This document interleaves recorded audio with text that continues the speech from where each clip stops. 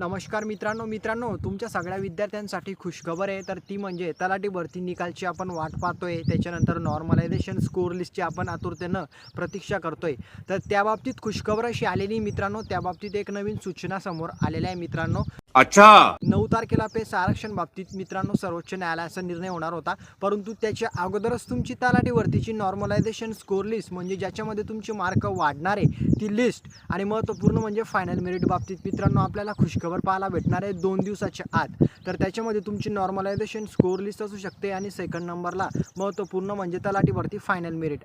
बात तो सही है आणि महत्त्वपूर्ण म्हणजे सगळ्यांचे मार्क वाढतील मित्रांनो नॉर्मलायझेशनमध्ये।